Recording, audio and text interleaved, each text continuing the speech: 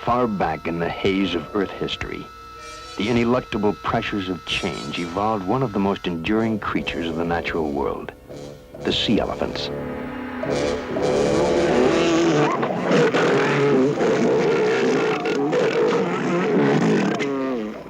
"20 million years later, the lives of these uniquely specialized mammals remains basically unchanged. A primitive drama in 4 acts: combat, mating, birth, and death. The arena for this living theater is a small remote Pacific island, Guadalupe, last refuge of the great northern sea elephants.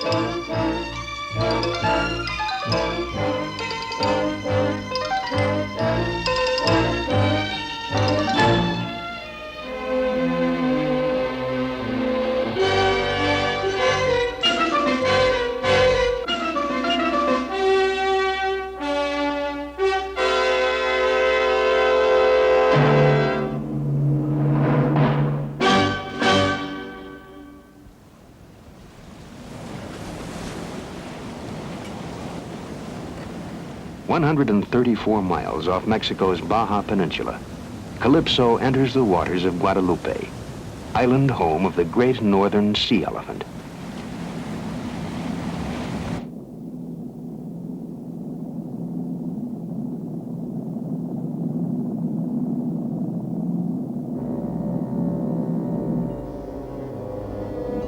Our divers have gone ahead of the ship to approach the island as the sea elephants might have done when they first arrived here. For the divers, it is a strange realm where plant life is luxuriant, but where fish life is extremely sparse. Guadalupe is a true oceanic island, which blew out of the ocean in a series of eruptions nearly 7 million years ago. The maze of vegetation clinging to its undersea rocks and cliffs tells the incredible story of Guadalupe's capacity to support life. In its warm waters, nearly 70 degrees, even the ancient wanderer of the sea, the northern sea elephant, would find a new home.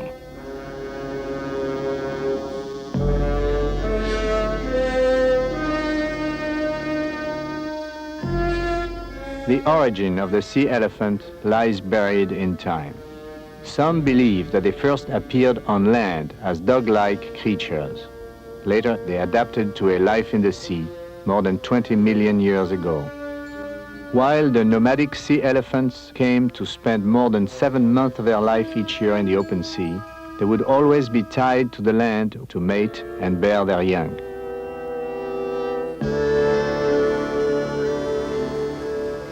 Foreboding Guadalupe has been the northern sea elephant's main breeding home for centuries.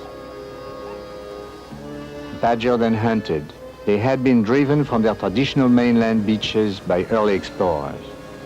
Here on Guadalupe, they flourished until man appeared and once again threatened their survival.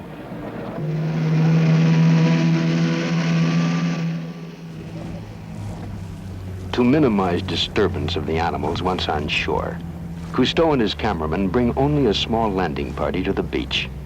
Marine biologist Dr. Ted Walker, son Philippe, and crew member Raymond Canoë.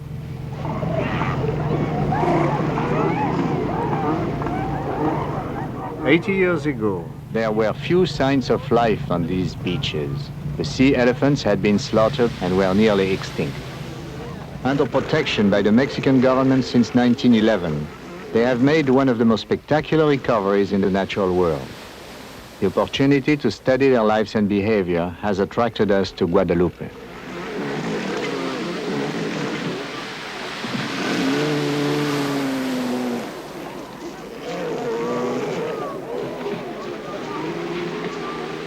Most of this present generation of sea elephants have never seen a man before. it is little wonder that our first encounter with a 3-ton bull is mutually cautious.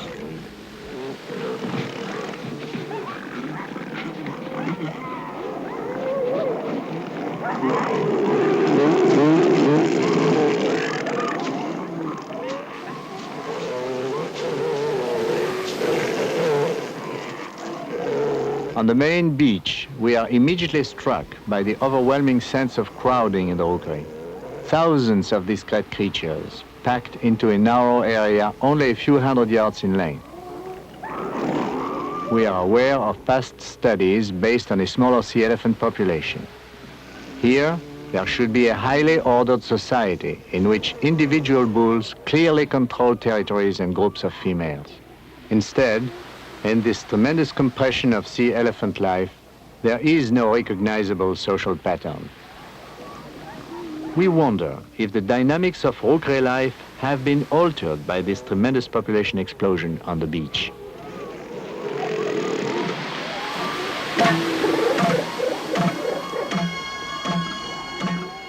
Out of some ancient genetic compulsion, the 3-ton beachmasters hurl threats across the Guadalupe rookery.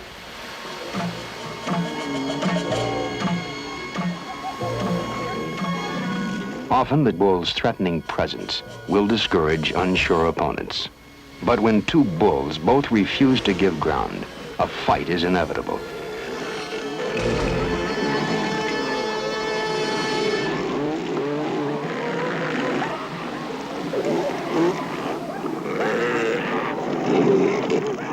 For as long as sea elephants have been coming on land to mate and breed, there have been fights between the bulls. Their combat is unpredictable, earth-shaking.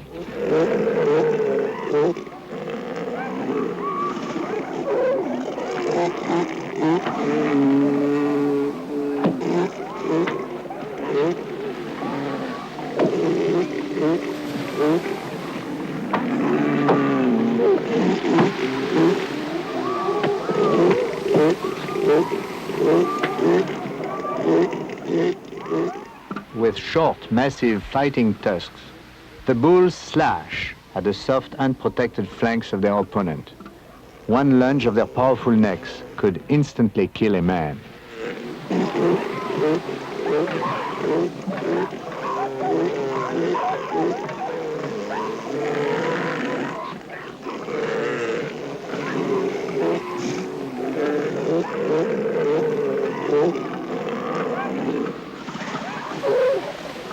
On land, combat becomes a test of strength and stamina. A 10,000-pound shoving match in which the object seems to be to make an opponent lose his will to continue.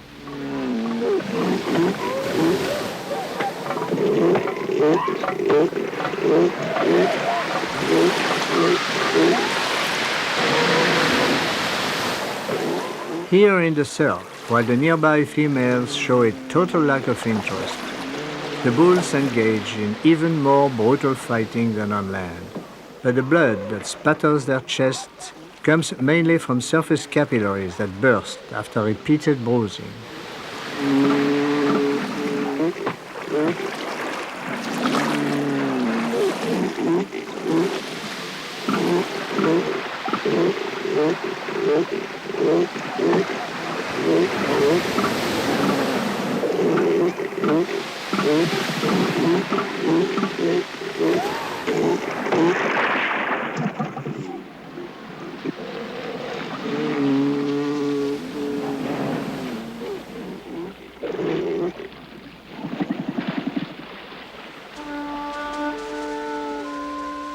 Time and again, we observe that combat ends as suddenly as it begins.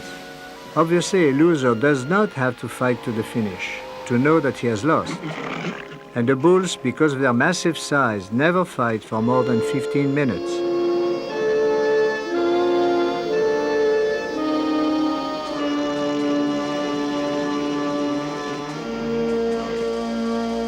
In less populated rookery life, victory meant dominance by a beachmaster over a harem for an entire breeding season. Today, in the disorder caused by overpopulation, weak, inferior bulls mate with as many females as the victorious masters do. We suspect that the males now fight merely in obedience to an instinct for violence that is one of nature's strategies for guaranteeing species survival. Many losers skulk around the edges of the rookery for new opportunities to fight or mate. Others head underwater.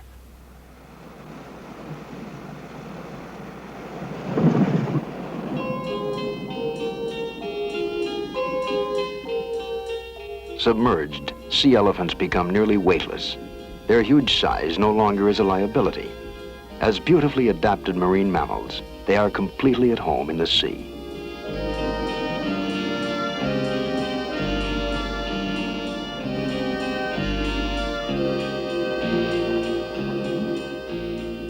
"100 yards offshore, Calypso divers unexpectedly encounter an act of nature that no man had ever witnessed before. The underwater mating of the sea elephants.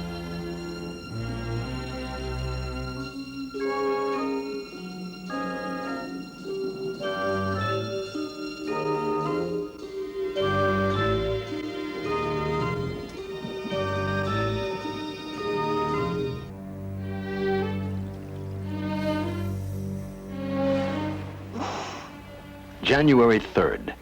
At an outer cove where both young and old bulls seem to gather, the divers decide to make their first attempt at close-up underwater photography. In the sun-splashed shallows, the sea elephants cautiously keep their distance from our divers. Their eyesight is sharp and wide-angled.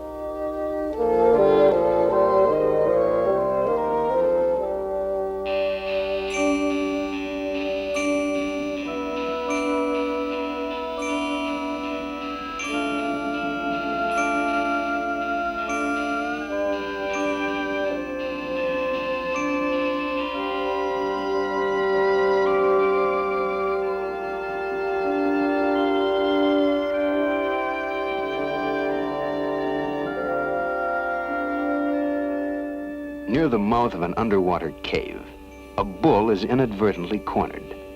The divers move in for a close-up.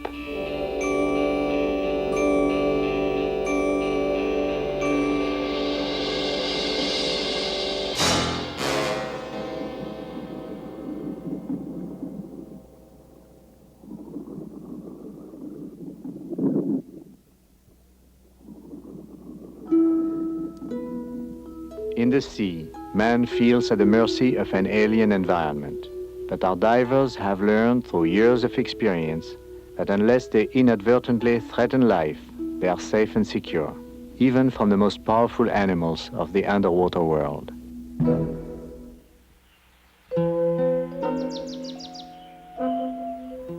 January 26th.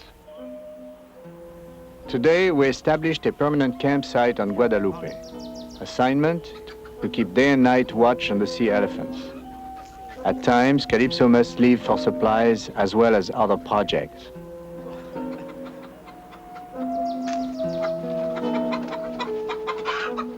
The camp's location, several hundred yards from the main beach, is called Northeast Anchorage.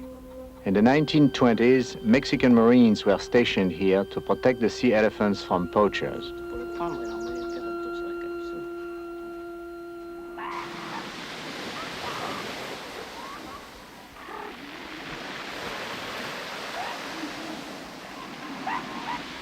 In charge of the land-based studies, Philippe has preceded his crew onto the beach.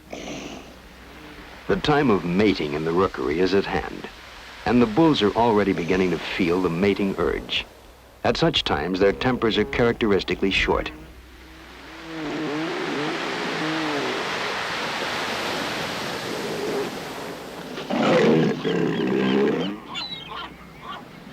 In January, signs of birth began to be seen on the beaches. Most births take place at night. For the cows, it marks the end of 350 days of gestation, mostly at sea.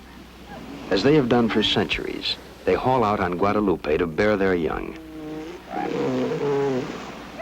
In recent years, their undisturbed annual birth cycle has created a tremendous population explosion on the beach.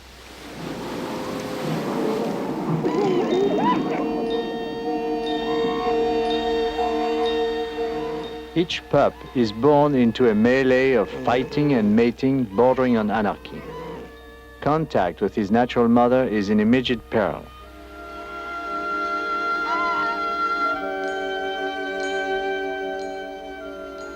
He's nearly blind at birth and too weak to move about.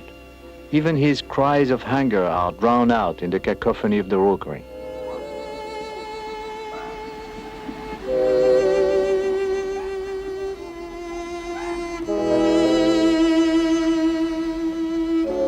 Approximately 1/3 of all newborn pups die before their first birthday, some from natural causes, but many others die because they become separated from their mothers within the first few hours after birth.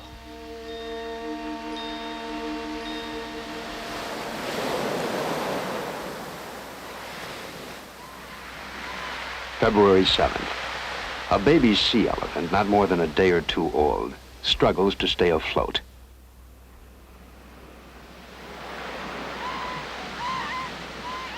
Apparently swept into the sea by a high wave, he is not yet strong enough to swim.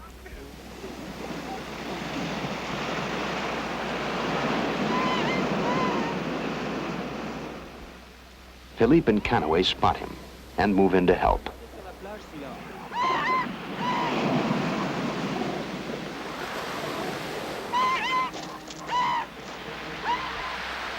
Even as a newborn, he weighs nearly 40 pounds. On close inspection, he seems unharmed. Unable to tell which is the baby's mother among the thousands of cows on the beach, Philippe decides to release him into the rookery and follow where he goes.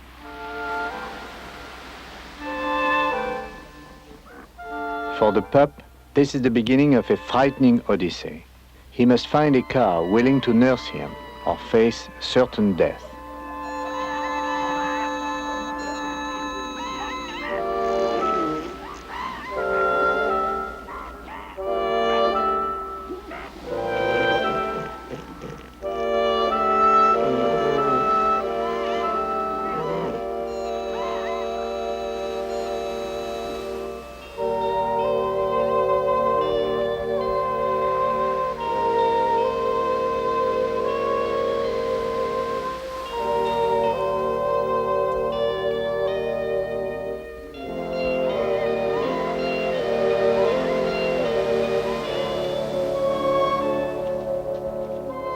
We know that cows, when they are ready to nurse, will suckle babies other than their own. But they must have the need, or they refuse even the most desperate pleadings of a stray.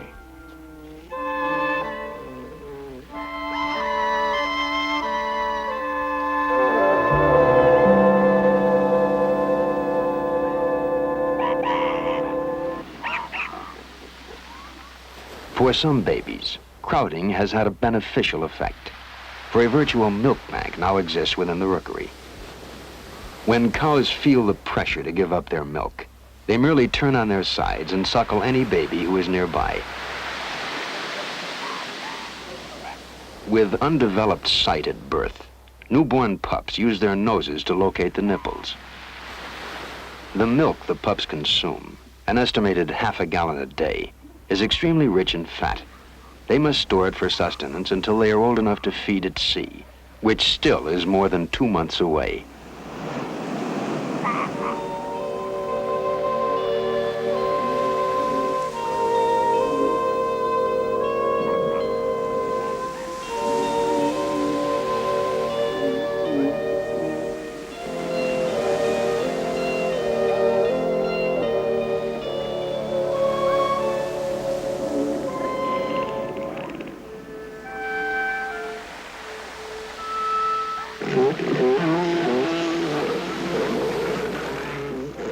February 12th. Philippe and Maurice hope to measure a newborn pup. Away from the bedlam in the middle of the rookery, they find the cows much more protective about their young.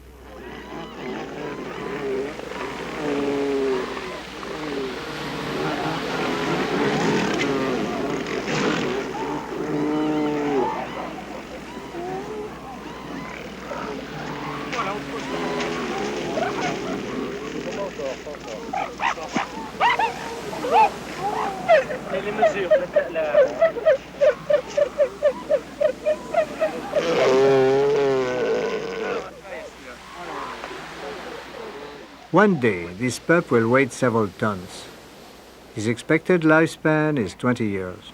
A healthy baby, he now measures 34 inches around and 40 inches long. His limbs barely protrude from his sleek torso. Only his hands and feet are recognizable. The webbed foreflipper articulates like a human hand, but is tipped with sturdy claws. His rear flippers will come to imitate a powerful tail fin. In returning the pup, Philippe and Canaway are intrigued by the continued protective nature of the cows. For within 3 weeks of birth, cows lose complete interest in their babies and focus their attention on the bulls.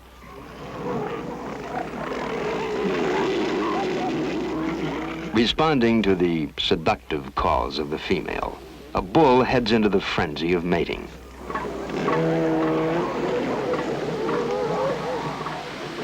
At the height of mating, there is total bedlam.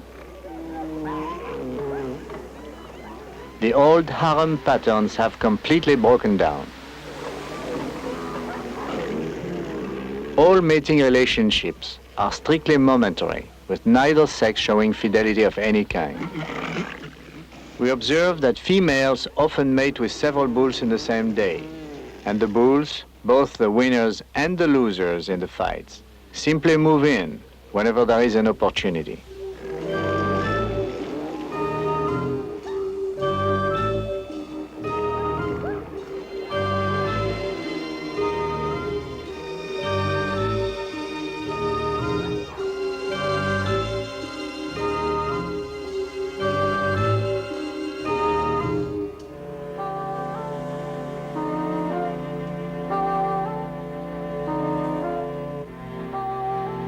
During the quieter moments of mating, these huge bulls embrace the females with their own kind of tenderness.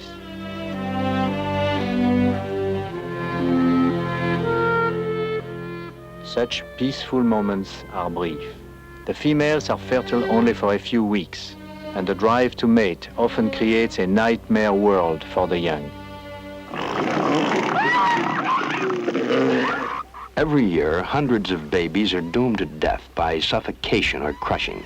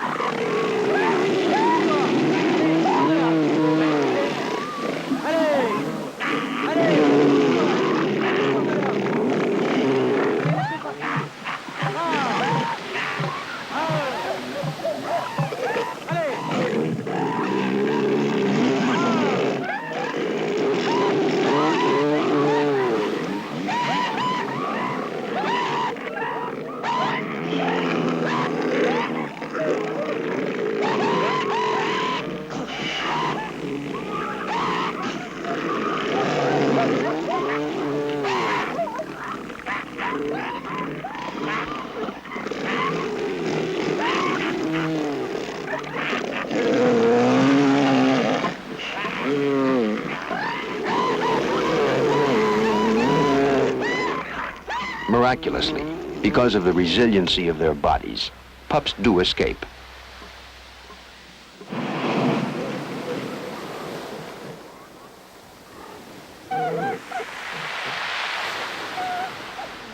February 16th. The men spot a cow and baby in the surf. Whether this pup is her own baby or merely adopted, she appears to have assumed responsibility for him. Several weeks old, he is about to take his first swim. And as nature provides, there is no way the mother can teach him.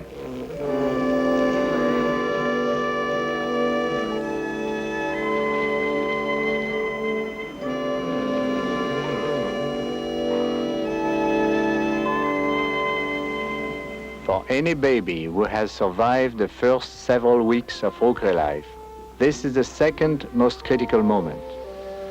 He is born with the ability to swim, yet he must gain the strength and confidence to do it alone.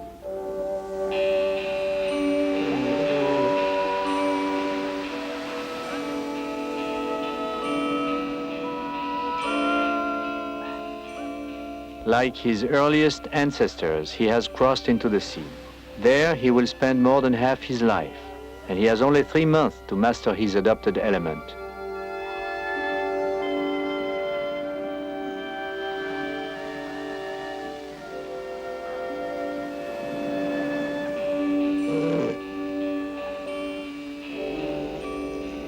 I cannot help but believe that a bond between this cow and pup does exist at this one crucial moment.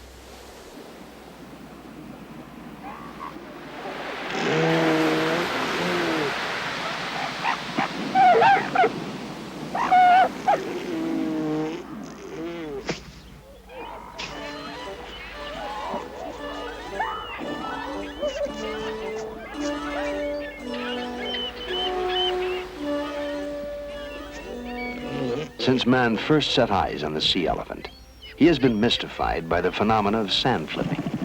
Over the years, it has been described in many ways, as protection from the heat, a strategy against insects, even as a method for digging a bed. For all the speculation, sand flipping remains a mystery that even the babies are born with.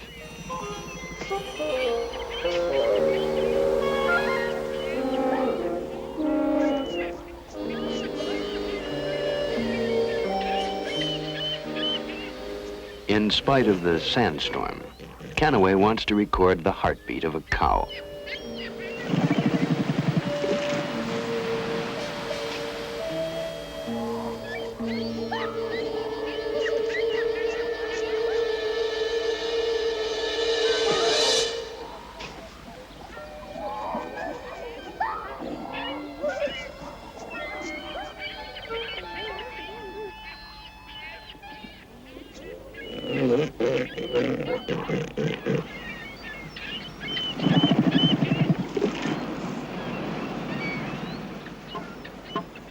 Sea elephants were named for their noses, yet it took until the 20th century to discover what purpose they serve.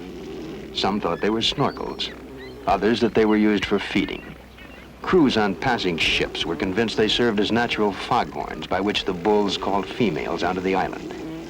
Today, observers agree they have only one major function, as resonators when bulls sound their threats before combat.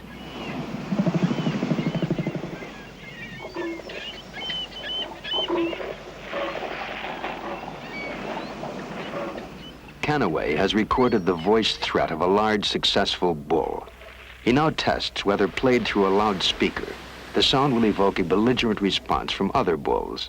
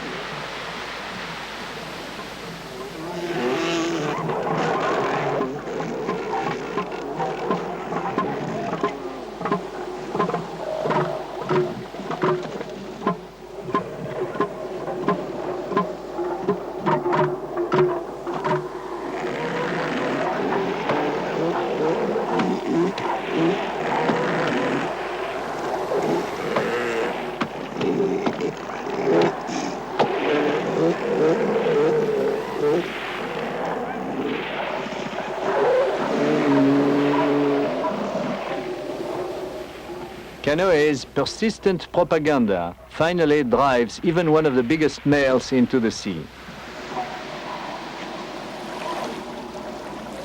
The recorded bull had more fighting guts than this bull on the beach.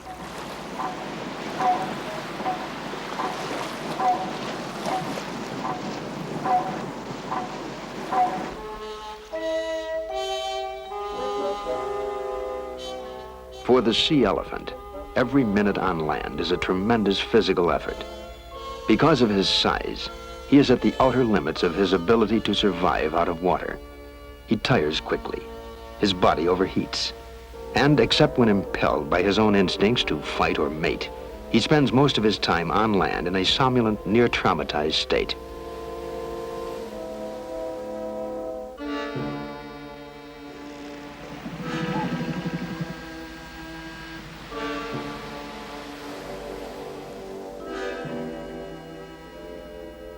Cousteau and Walker believe that in the 19th century, this extreme limitation on land might have led to their demise. For against men, they stood no chance at all.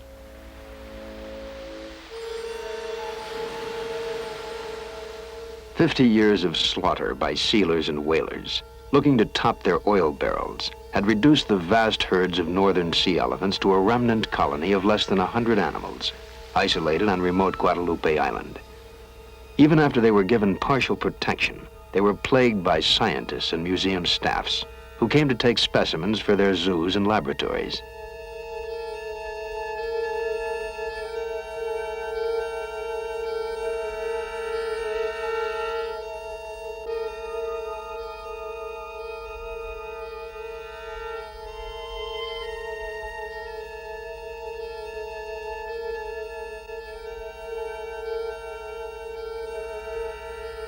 Scientists believed that the sea elephant had technically reached extinction, that the species could not reproduce a viable population.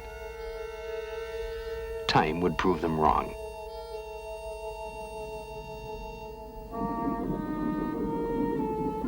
What the early census takers of the sea elephants could not know was how many of the animals were at sea.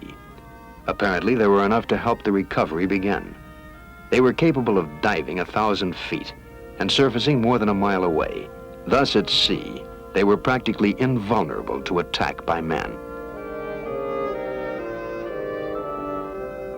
Uniquely streamlined for life in the ocean, they can suspend breathing for 8 to 10 minutes without coming up for air.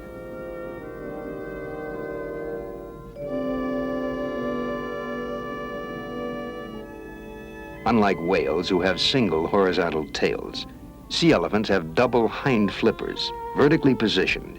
Each pushes the water in alternating strokes, with a motion like a double-tailed fish.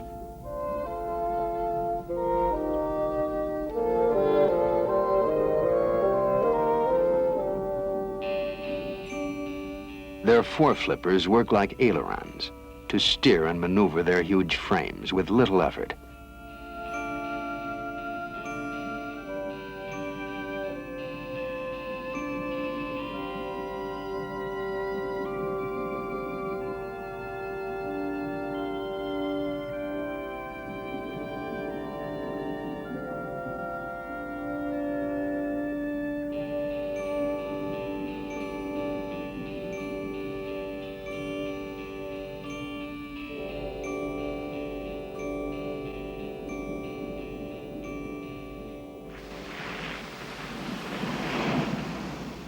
February 28th.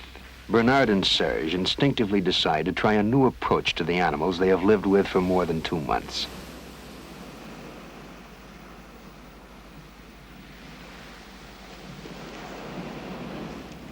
Instead of standing or kneeling as they have done before, they now approach the sea elephants on their own terms.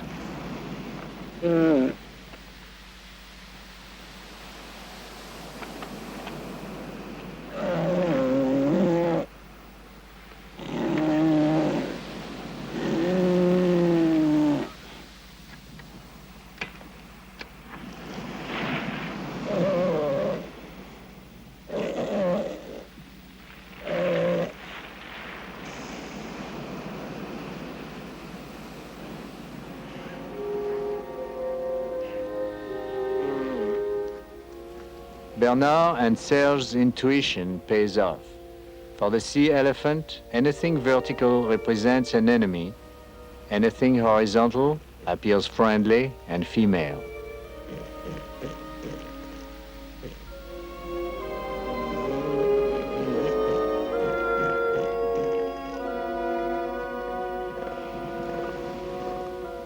Even with a powerful bull, Bernard encounters total indifference. After all, to make friends with the elephant of the sea, all you have to do is to crawl on the beach as he has always done.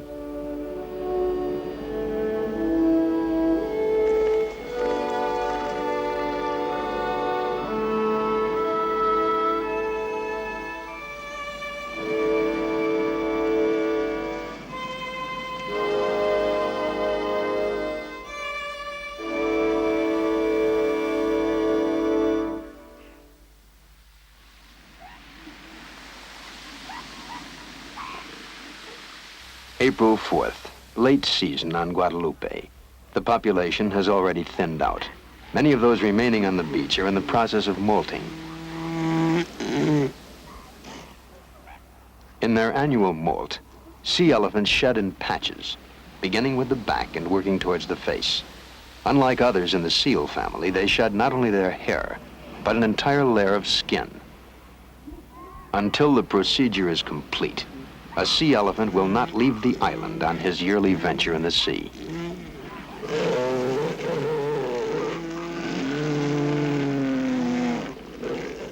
At the back of the beach, the 8 to 12-week-olds rely on their stored fat to sustain them until they are ready to go to sea. The rich, healthy fat of the fast-growing youngsters raises a major question about the feeding habits of the sea elephants. According to prevailing theories, the cows that suckle these babies do not feed at all during the many weeks of nursing. And for a pup to grow to nearly 300 pounds, a cow would have to give 1.5 tons of milk, roughly the equivalent of her total body weight. Yet the cows lose very little weight. It seems impossible they do not feed during these 5 months on Guadalupe.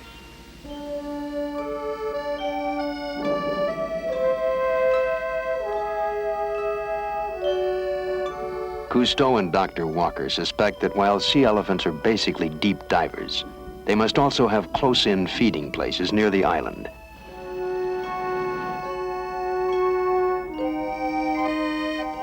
We have only 3 clues to whether the sea elephants fast or feed during the period when they are at Guadalupe. Scientists who have examined their stomachs have found them empty. The Mexican fishermen claim that the Guadalupe sea elephant grazes on seaweed.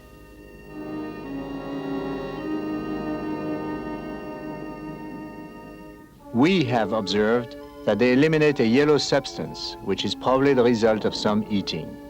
Yet, our divers find no evidence of such feeding.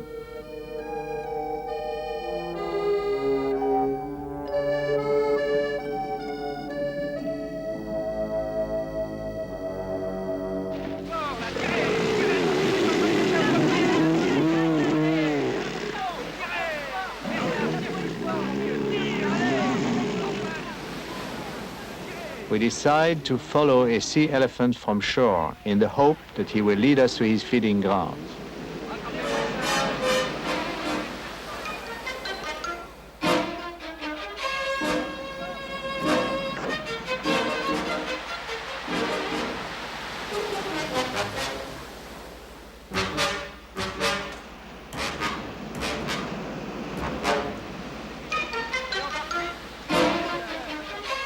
We hope that he will become accustomed to our buoy and that he might settle down and act naturally.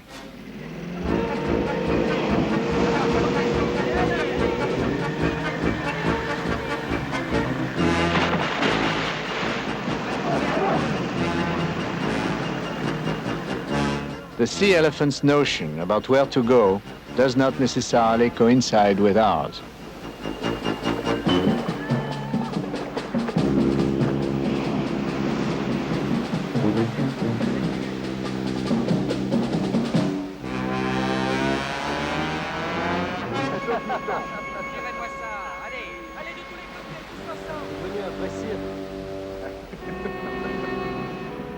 Rather than lead us anywhere, he has outmaneuvered us.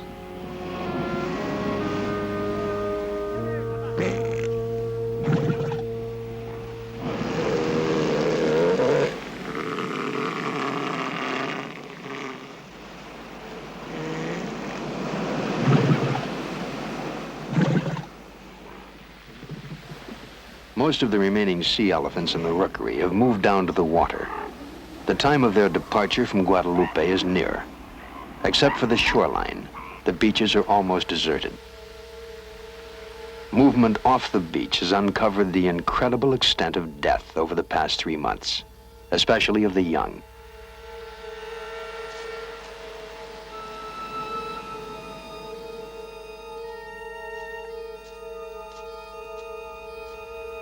Hundreds of pups die on the beach from starvation, crushing, suffocation, or disease. But it is in the vastness of the sea that the life of the adults usually come to an end.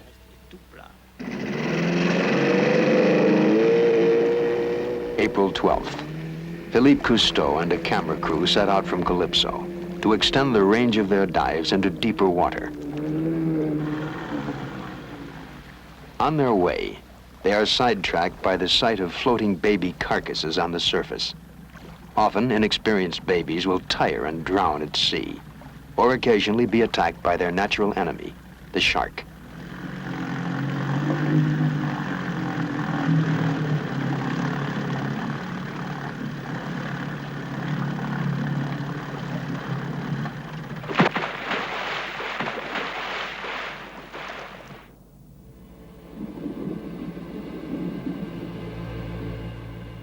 As the divers start down, a solitary predator appears through the gloom of the deep.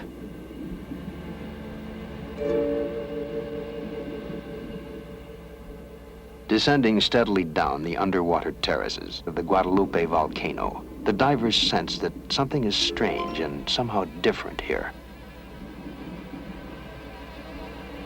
Suddenly, at 140 feet, Philippe discovers a shadowy realm of death.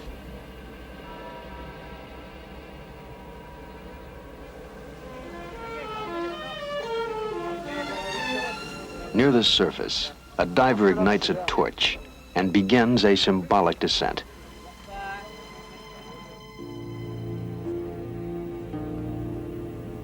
"25 fathoms below, on a stark underwater terrace, lies a world unlike anything we have ever seen before, the underwater graveyard of the sea elephants.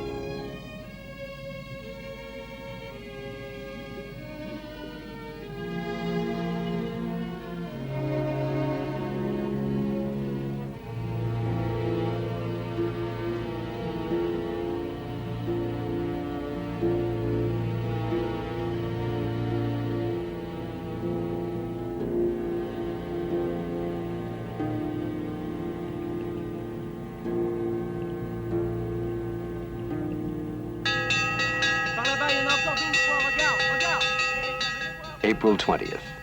Calypso's lookout spots several bulls surfacing for air in blue water. Beyond the perimeter of the island for the first time, they are at the start of their great yearly adventure at sea. The old, experienced bulls are the first to depart for the independence of the open sea. These avant-gardists will soon be followed by the entire population of the island.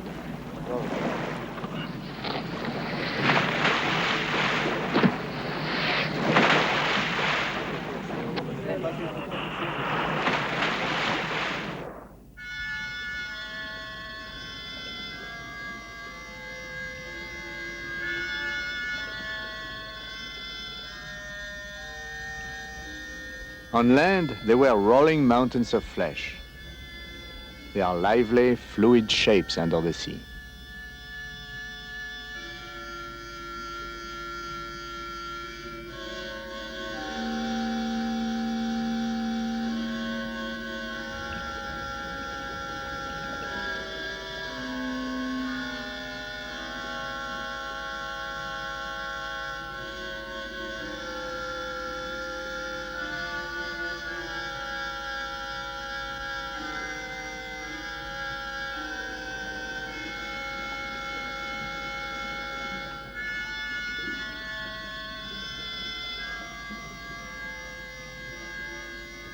Beyond 200 feet, we can go no farther.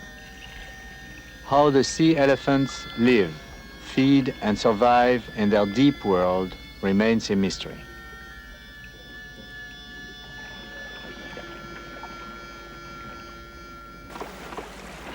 Though the study is over, Cousteau decides on one last assignment for his crew, to take a final portrait of the sea elephant, a free and indomitable creature of the sea.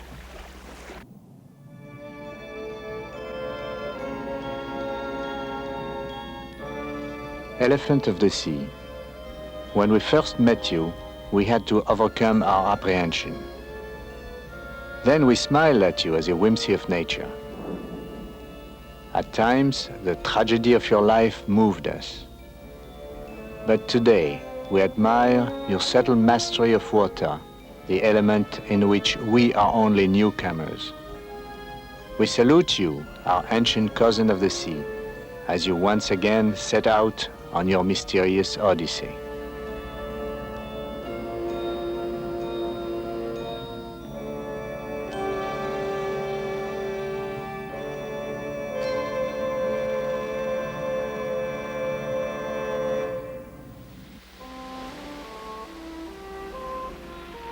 Today, our sea elephants have multiplied so rapidly that the tiny beaches of protected Guadalupe Island can no longer contain them.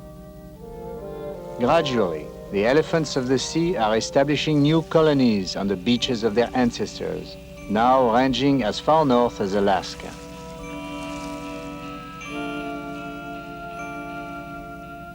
But everywhere, they encounter the 20th century.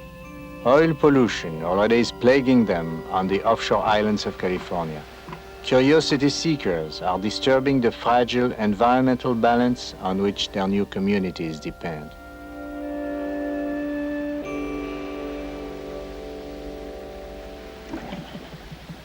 The Cyranoes of the sea are once again at the mercy of man.